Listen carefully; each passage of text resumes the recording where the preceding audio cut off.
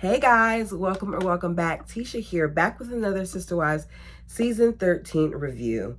I think what deeply frustrates me about this situation with this family is how often these people who've presented themselves as a religious united family has not only lied to us but to their children, making it seem like this move is what they planned all along. So you're telling me that they had these custom homes built, putting the various touches that each wife wanted into the home, getting into tiffs over things like a wet bar and a window not facing a certain direction, and what towel to use and what flooring to use and what color of the carpet they should have, when you could have easily just allowed the builder to have free reign and do whatever they wanted to do as long as you had the amount of bedrooms that you needed, to now acting like our adult children, our older children are crazy and that this was the plan that they had all along.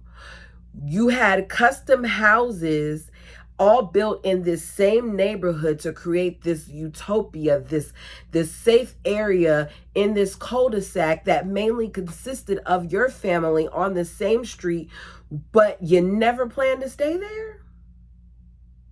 You put your hands in the concrete and made sure that this slab was done in the heat to have the Kody Brown family tree.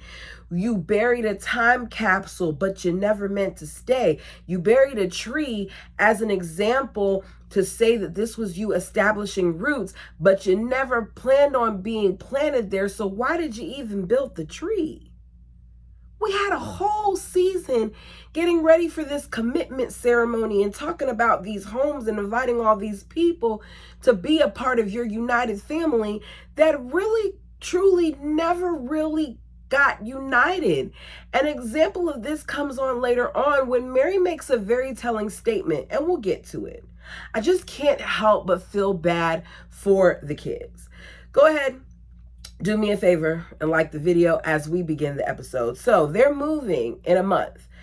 Kody has a meeting with Robin and the rest of the family to discuss logistics. Mary surprises Christine by saying that she's okay with this being a forever move.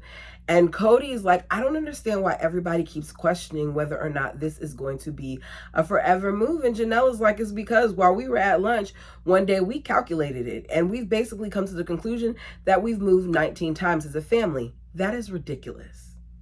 So Kody says, we closed on the property to the kids. He's announcing this. So now we own the property. Isabella's excited, whereas the others are like, okay, Gwen and Truly are not. Kody then goes around asking the various kids when they want to be there. I don't understand why he caused this chaotic moment, especially because you've already had this conversation with the mothers, and at the end of the day, you all are going to decide what you want to do. But we hear from like Savannah that she wants it to be 3 weeks. Truly doesn't want to go. Gwen says as soon as possible. Isabel says like a week minimum. And at this point, they have 6 months before school starts. We don't get to see what the other kids have to say, but I'm sure that at the end of the day, it didn't really matter what they said. Christine's house will not close until right before school starts. So Janelle feels like they shouldn't rush to move. Instead, they should all go once Christine's home closes. Kody says that them leaving from Utah was the best move that they've ever done. And I'm looking at him like, are you crazy? Because you left so much behind and it was so chaotic and so unorganized, and that's what he's calling good. How is that good? We get told the lie again that the move was stressful and had to happen the way that it happened, because if it didn't, they were probably going to be arrested. Y'all already know how I feel about that. Janelle and Christine homes in Flagstaff are going to be a half an hour away from each other.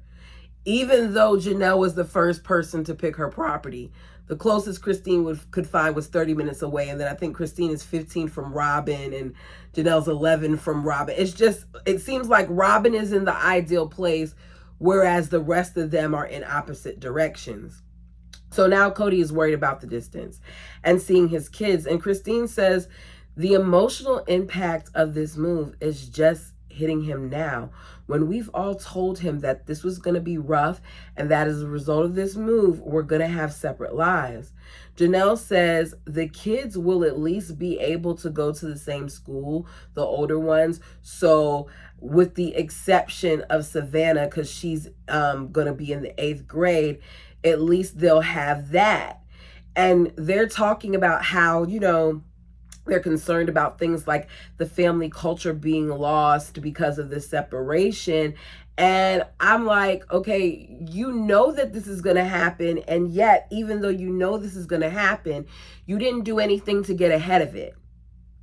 Instead, you decided that you were going to go ahead and do this rather than just waiting until after the triplets graduated. So Kody wants them to be united in the move and all go at the same time. And as a result of Christine's delay, they're going to be leaving between 18 and 19 days. The Bird says, why don't we stagger out the move?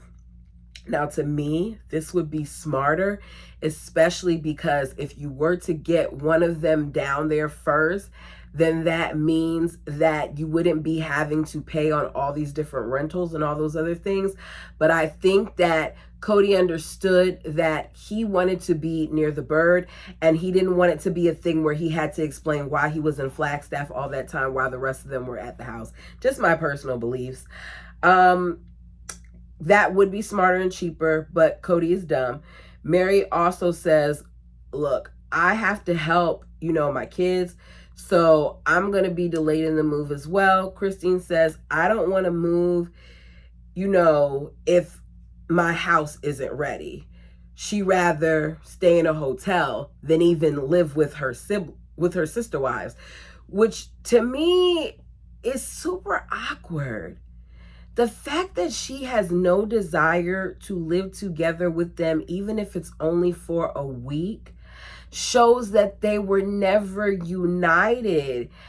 And I just don't feel like I understand how Kody hearing her say, because they're talking about how, if they all move and Christine's home's not ready, what are they going to do? And Janelle and Robin both say that the kids could come and stay with them along with Christine. Whereas Christine's like, thank you, but I don't want to intrude. And I'm listening to her talk and I'm like, okay, she's not even willing to do this for a week. So with hearing her say that she's not even willing to do this for a week or a couple of days, how is it that Kody still wants to continue with his own plan? Mary says, I'll be available to help anybody move, but I'm not going to be able to go as early as 2 weeks. She still has a lot of packing to do and other things to get worked out. And Cody's like, well, I just need you to, focus on packing. Let's pack. Mary then jokes around about getting a storage and buying an RV and just going from place to place. And Kody says, if you want an RV, that could work. You can get the RV. You could put it on our property. Janelle's like, oh, man, I want an RV, which, she ends up getting. And Kody says that he loves this. He loves how Mary's joking around about this. Robin says that I can't help but see his sense of urgency, and I don't understand why Kody is chopping at the bit to get us out of the door. He's like, let's go, let's go, let's go. And I don't understand why the Bird is confused about why he's so eager to fly away, especially because of how much money they are going to be spending. Bald Eagle says, we've spent all of our money on land. We cannot stay here. We have to sell these homes or we won't be able to pay our bills in a couple of months. We've tripled our housing expenses, which is why it would have made sense for Mary to stay there where she can just go and visit from time to time, especially because her and Kody aren't currently having a marriage, nor do they ever return to one. The move has to happen. according to him, cheaply, effectively, and immediately. And the bird hearing him says that all of this is stressing her out, especially when she thinks about what she has to pack and how things she has to pack. And she's been packing and packing and packing. And I'm just like, bird, you have other children that are of age that can pack. I understand that maybe Ariella and Saul may need some of your assistance, but the other three don't. Label a box, tell them what to do, and keep it moving. You don't have to hover around them as they pack. Their bedroom should be one less area of the house that you have to worry about packing. Put your children to work. Today at Christine's, they're doing this open house for Mitch and Aspen. They did it for Maddie and her husband too, but I don't remember the episode, but I do remember them going like shopping and things of that nature to get things for it. It's a reception for the people in Vegas that basically didn't get to come to the wedding. Robin and Christine are putting it together, and the theme is a Scottish feast. It is 2018, and they're standing in the house and they're dancing and the kids are flossing and having, a good time. It's not anything. It's not a crazy dance move. You move your arms back and forth like this, both of them at the same time, from the side to side of your body. Yet Kody is sitting here acting like this is a stripper move. I've seen stripper moves, and that ain't it. The newlyweds were gone for 2 weeks. They went to Scotland and Ireland. They had a really good time. Everybody sits to eat. Kody gives another toast.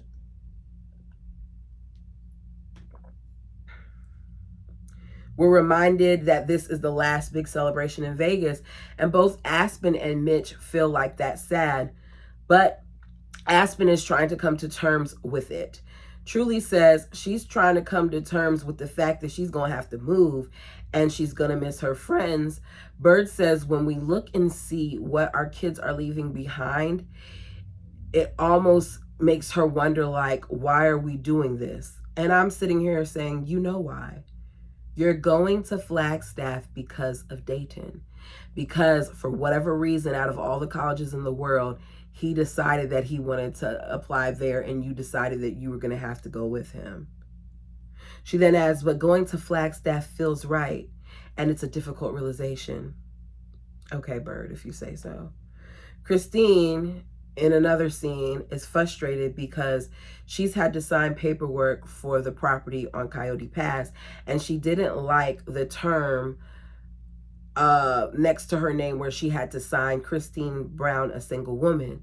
She says that she's been married to Kody for 24 years, and she's mad about it saying that she's a single woman, and that feels, like it's wrong. There's more to that than this, because at this point, Christine has experienced a lot of instances where she's not recognized as being in a marriage, but it's clear that this causes her a lot of pain, and that this was just her really reaching out to Kody, trying to express her hurt and her frustrations, only for him to basically turn it around and say, well, maybe we need to be doing some other things, because she's talking about marriage needs to be legal. Their marriage needs to be legal. And he's like, we should petition the courts more. Really, the polygamous women need to, do more and things of that nature. And then he complains about how he's had this conversation so many other times with 4 wives. I doubt that you have, because Mary at one point was a legal wife, and Robin now is a legal wife. And Janelle has told us on more than one occasion that the paper doesn't mean anything to her. So did you really have that conversation with other wives? Or are you talking about in terms of that polygamy should be legalized? Is that the conversation that you're saying? Because I don't feel like he's completely telling the truth.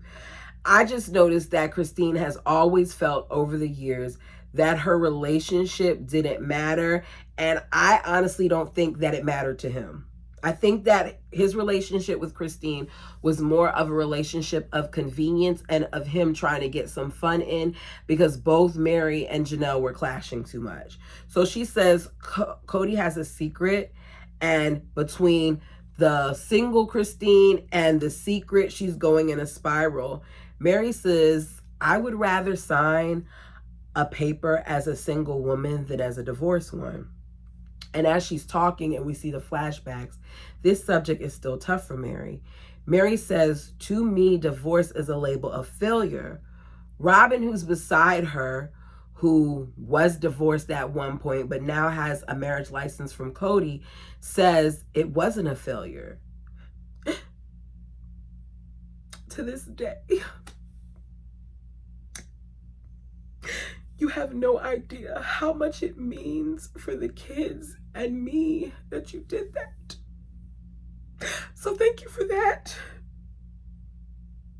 Thank you that you have to sign a label that says divorce.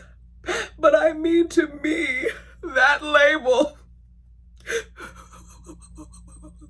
it is a sacrifice. It's a sign that you sacrifice for the greater good.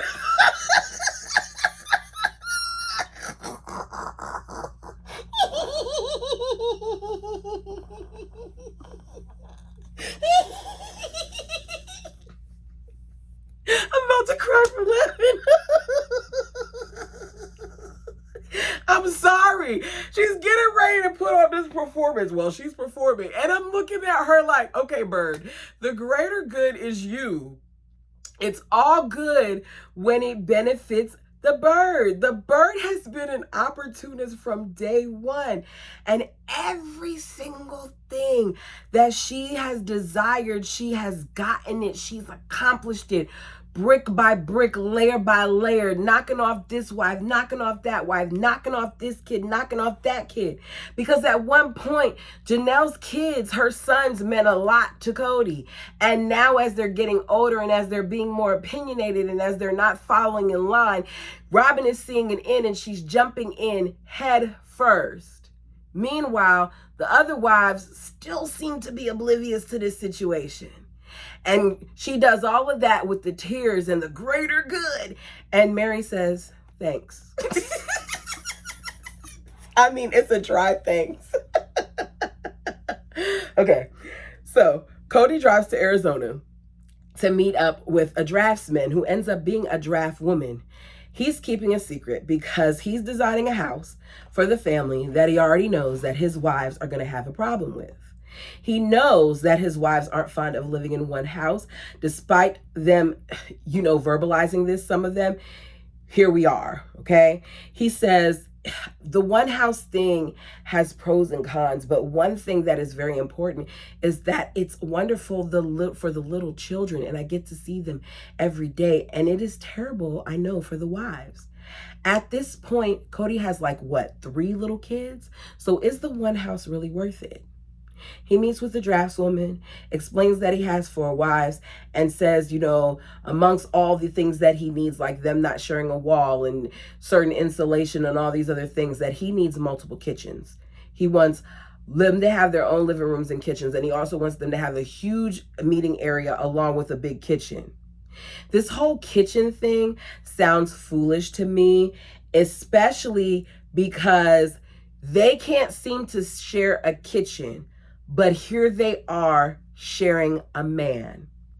And I don't want to get vulgar, but you're touching the same man. Y'all get what I'm saying.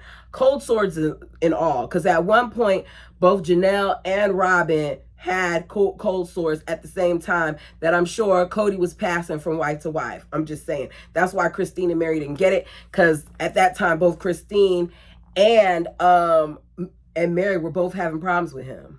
Interesting, right? So y'all share this man, but the thought of you being under one roof is unbearable. There's far more that is causing this to be an issue than just the kitchen. Like the fact that at this point, some of these wives know that they're not actually wives. He claims this one home is going to save them money. And in one roof, you get to feel like one family. And he admits this could be a deal breaker. And some of the wives may be tempted to leave when they hear this. This is why he's saving it until the right moment. But he still wants to go through with it. And he knows, because we all know, that Christine is adamantly against this. So Kody wants what he's calling as a square box. That way that he can alleviate construction costs. He says, I got to convince the county that this is my house. The county wants to make sure where we are that we do not have multiple dwellings. They don't want to have apartments and all these other things built out in this area. So here he is telling us this, but yet you're still trying to do this draft. I don't even understand why we're wasting our time with this. He says when he goes to the county with this, he's going to say we're one big family and we need one big home. But you're sitting here on TV and you're basically revealing your plan. There is no way that this would have actually happened if here you are basically letting the county know that you would have been lying. So he breaks down what he wants to do for all of these wives. And when he gets to Robin, who has a significantly larger amount of square footage, he decides that not only does she need a bedroom for her children, but he would like to also have 2 masters.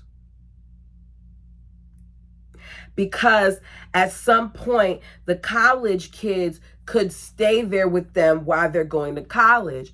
How do you know that all of Robin's kids are going to want to stay in that area? Which makes me think that Robin and Kody discussed a lot of this to the point that the other mothers had not discussed it with Kody.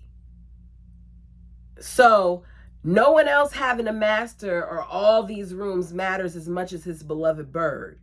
He also wants to make it convenient so that if her parents decide to visit them, that they can have the master. He tells her that he doesn't want rooms that are masters to be near each other because every wife needs to feel like it's just them. And the draft lady is like, look, you don't have to go into details about it. You can stop right there. I get it.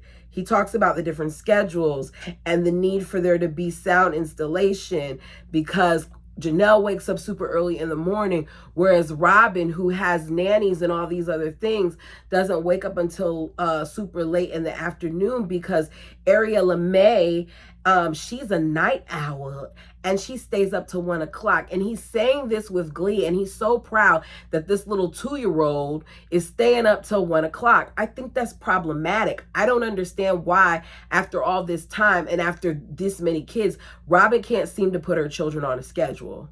That's not normal. She's not a little baby that has to wake up every couple hours to eat. So why is she up at 1 o'clock, still not asleep, and on top of that, still sleeps with you all?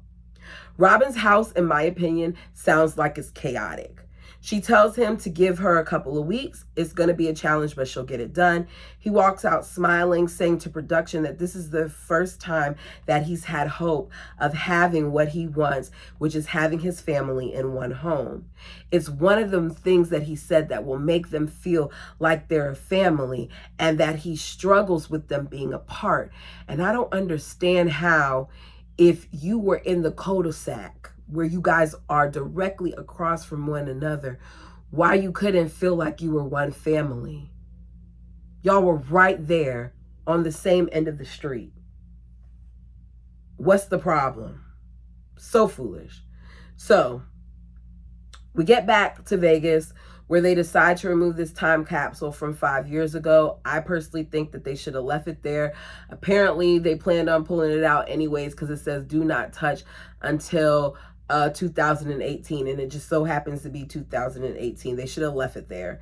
It's 98 degrees. They go back and forth on where this time capsule may be. Kody is digging all over the place as he sees water lines and other stuff. But Gabe finds it and Peyton digs it out. Bird comes right after they find it and shows them a picture because she took a picture of it. And Kody's looking at these pictures and he is like, I have a 6-pack now. And Bird says he was so fat. And they laugh about it, saying he could never say that about his wives, but he said it in other ways about his wives. Kody keeps talking about this 6-pack, and I have yet to see it because when he got naked at Coyote Pass and jumped in the pond, y'all remember, did you see a 6-pack? I didn't. I just saw like a lot of hair and droopiness that I didn't necessarily want to see. We see all the things that the kids put in or wrote. The parents read what they wrote and projected for 2018. And they projected, all of them, that their houses would be paid off. Kody thought that the kids would be religious and that they could be free polygamists. He says, well, we got a year of it. Of course, Robin starts reading hers and she gets choked up because they thought that they would change the law at this point and go back to living in Utah. And I don't really care about what Robin's doing in that moment with all the choking and saying, you read it. I want to get to what Mary said, because Mary said something that tells us all that we need to know. And there was a lot more up there that I first was going to pause and zoom in on, because I saw stuff about money and a store for Sister Wives Closet and stuff. But I was like, none of that stuff matters. Let's just go off of what she said. So Mary says she hopes that Janelle and her will have a closer relationship, that Christine and her will have fun and trust, that Robin and her will continue to be great friends, and that Kody and I begin to have more trust and respect and get rid of all the tapes and move forward. So I guess they rewind a lot of their troubling moments, but that just goes to show us that 5 years ago, her and Kody were in a very bad place. And even though she said all of that, she says it hasn't gotten better. We didn't accomplish the goals. She's being honest in this moment. Because even though she's sitting here saying that we didn't improve, which Janelle feels they did, because she daps, Janelle like fist bumps her and says, we're moving towards it, we're doing it. Something's not right. Because Mary says that they didn't improve. The things that she told us and she read off to us didn't improve, which means at this point, she's not even close to Robin. And yet, given all of this, she was still willing to move with him. She then finds a pouch with a colada ring in it and shows it. And Kody's like, what's that? And he goes, a colada ring. And he goes, oh, cool.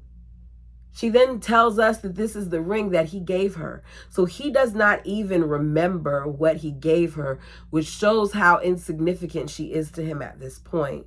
He didn't even recognize it. They talk about the ring and all this other stuff, and how Janelle's mom gave, Janelle a ring for Kody, and how, the ring at one point, a ring had diamonds and each diamond was supposed to represent a wife, etc., etc. And Mary gets choked up talking about Janelle coming in to the family and how that was the start to their family, and she felt like it would be unity among all of them, and the significance of all of that. We go from that to Kody announcing that we're going to move a week before school starts because Christine can't move yet, and Janelle's like, okay, that works for me because I still have a lot of packing to do. We find out that this is going to be between the 30th and the 31st. That way the kids will be there for orientation. We go back to Dr. Kemp's to talk about this curvature situation with Isabel. And I end up getting upset at the end of it, but let me tell y'all what happened. So Kody and Christine still expect her to do these exercises that prevent her from having an actual life, because she has to do them 4 times a day for however many minutes. Isabel tells us how she's had different thoughts on whether or not she wanted surgery. And at one point she really wanted it, and then she didn't really want to, because she's talked to some people who have told her that it hasn't been that successful. And she has a cousin who had the surgery, and she talks about how her cousin is still in a lot of pain and she doesn't want to take that risk. So we see them at the doctor's office. He walks in, he gets her to the x-ray.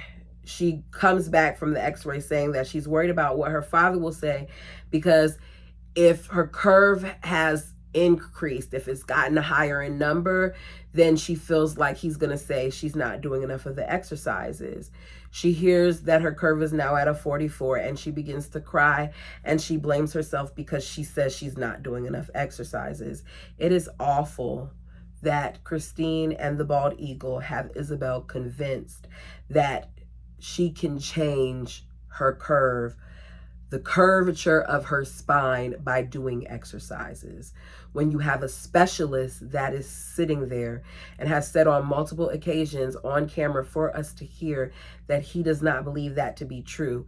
We heard him say that he feels like the only thing that may help reverse it or keep it where it is by wearing a brace. And at a certain point, when he saw that it was still decreasing in size, he felt like there was no point in continuing to have her wear that all day long brace, because she had passed the point in degrees of where it could kind of like rectify itself a little bit. I can't imagine experiencing those feelings as a child of having to deal with scoliosis and the headaches that she has and the pain that she has, and then feeling like you're to blame for your lack of progress when a doctor has already stated that it isn't helping. And I hope that at some point she realized that this wasn't on her. This was out of her hands. You can't control some things, unfortunately, and she tried her best. So the doctor reminds them that there is no telling what else could happen in regards to, her curve. And it may be a thing where she's okay and she doesn't increase anymore, but it could also get worse. There's no telling. He says, but at this point, she doesn't need to get an x-ray more than once a year. And we end that scene with her telling us she's going to exercise more and she's going to do more and she's going to do her part. And I just feel like, baby, don't put any more pressure on yourself than you already have, because what are the headaches coming from? Like, there's a lot going on with this young girl, and we're fussing at her about some exercises. So Aspen comes over to talk to Christine about this move to Flagstaff. Christine says, I feel bad about leaving you, and I know that it's hard for you. Aspen says, it's unnecessary, and I feel like it's very fast, and I don't understand it. I don't see what the point of this whole thing is. Christine tells her, you can be as angry as you need to be, and you can express yourself and your frustration. And as she's talking, Christine gets choked up and says, we've talked about this enough, that I know that this is breaking her heart, that it's hard that I'm leaving her, and I feel guilty about leaving her. I feel like I'm abandoning her, and it's just hard. She said, Aspen did, like, look, I know that Mitch and I are leaving, but I thought that my parents would be here for the rest of this year, at least another year. We knew that we would be going to Utah, but I thought that when they did decide to move, that they would be moving back to Utah as well. And Christine kind of confirms it by saying that she did want to, live in Utah at one point, but she can't do it right now because her going back to Utah, she associates Utah with fear. She says that she can't live her life as a polygamist there. And I hear what she's saying because of the many years of fear that she's had in regards to Utah. But your other friends are doing it and they're out. And they've been on Dr. Phil and other places like that. And they've actually been questioned by lawmakers and they're doing it. But here you are and you don't want to. I feel like she's experiencing more than she's telling us, which later on we find out that this was a difficult period for her as well. And she thought that this would be a fresh start for her and Kody too, even though it wasn't. Aspen says, I don't understand why y'all don't just stay here. That moving to another state, to me, it seems like they're just doing it just to do it. Christine says, I'm personally done with this state. It's a vibe that I don't care for, and I don't think it's safe for the kids. And the other adults feel like, Vegas was never going to be our, place where we landed. It was just a destination. Then why say all those things about roots if it was just a destination? She says, we have, a lot of equity in these houses. And Aspen says, but isn't it more expensive to move to Flagstaff? And Christine says, yes, but Flagstaff fits us so well. Christine is not making any sense while she's talking to Aspen. And Aspen is picking up on the fact that her mother isn't making sense. And at this point, we're not even hearing Christine. We're hearing the verbatim, some of the things that Kody said when he presented his whole scheme to move to the family in the first place. She says the only, con is, one of the cons is that the houses are further away from each other and it's expensive, that, they're going to have to spend, some time apart. And Aspen is like, this is a random move that you're going to now be 8 hours from majority of your family. And it makes no sense. Aspen says, they're running from something. I don't understand what is more valuable than living with family, and I just don't know what they're running away from. And I've always liked Aspen, but this reminded me of why, because she's basically calling them out on some things. Christine says, this is the perfect setup for a polygamous family. That, I just want to uproot what we have as far as this setup in this cul-de-sac and just plant it in Flagstaff, and then they'll be able to have everything. Something about this conversation sounds very disingenuous to me, to the point where I'm looking at Aspen, and Aspen doesn't even seem to be believing what's coming out of her mother's mouth. Aspen says, why isn't this enough? Why do you need to search for something else? Christine then says, this may not be the end place, but Flagstaff right now feels like home. We then hear Janelle in her confessional saying that my older kids have said that their friends are surprised that they're not military because of how much they moved. And I am too. It's crazy.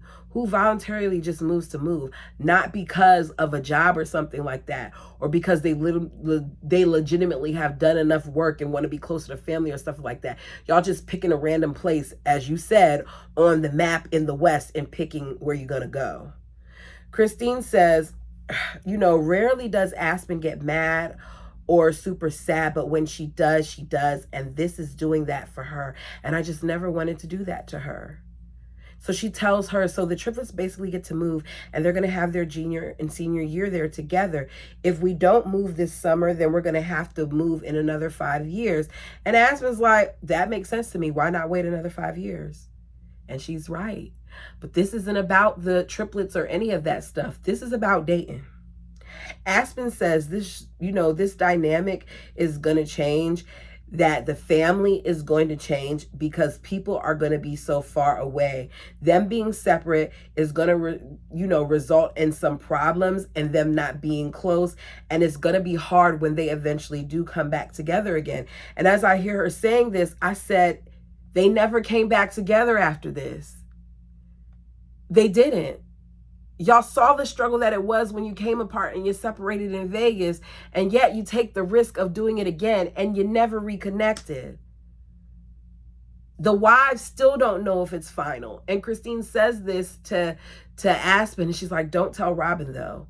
Janelle says she feels like, this is one of the more intentional moves. And I just feel like you're full of crap. Because if it was really intentional, then you would realize that Coyote Pass, as a lot of you have said in the comment section, that Without a Crystal Ball, the YouTuber, has said that, it's not even something that they could build on the way that they wanted to build on it.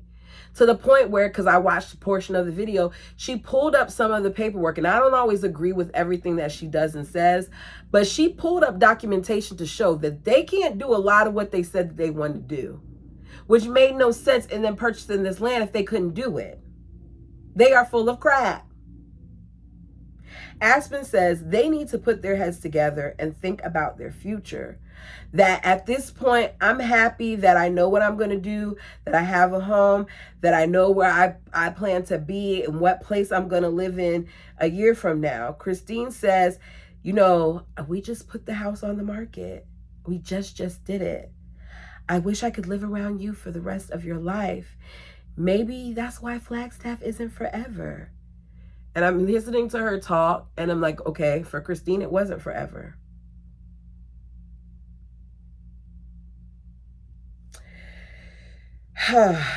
Aspen's like, you need to think about it being forever. And Christine shudders at the thought, and she's like, forever? Aspen says, my parents are always searching for something better. They're continuously looking for something that they don't have and trying to fill some kind of void. And I said, Aspen is so right. That is the perfect way to end it, because that's exactly what they try to do. You think that moving around is going to fix your situation when you haven't fixed the problem, which is the marriages, which is the sister-wife dynamic, which is that a lot of you all don't really care about each other as much as you claim to. You tolerate one another. And it gets proven once you move to Flagstaff, because we see who puts forth effort with one another, Christine and Janelle, to make sure that their families are connected, and we see who doesn't.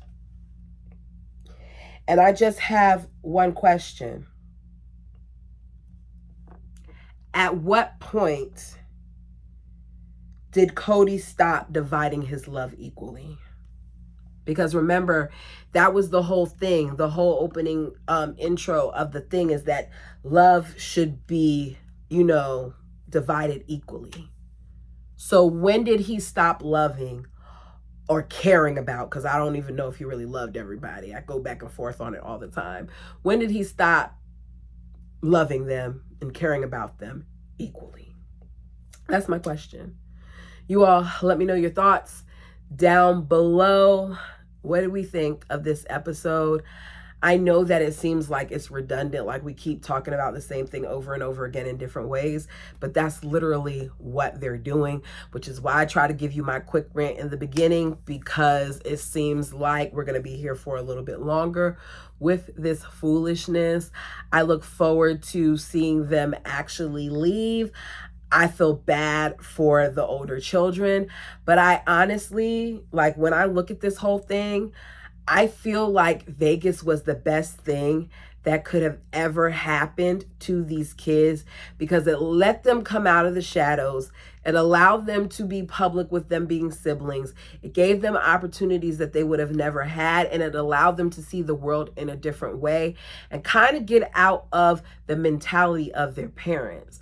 I feel like even though this next move to Flagstaff did sever their family, I feel like it was inevitable. And if anything, it empowered those women, for some of them to see that they can do it by themselves. Everything happens for a reason, even the bad things. And I know I'm one of those people that hate when people say that, but I feel like this move ended up benefiting some more than others. Tell me your thoughts down below. Until next time.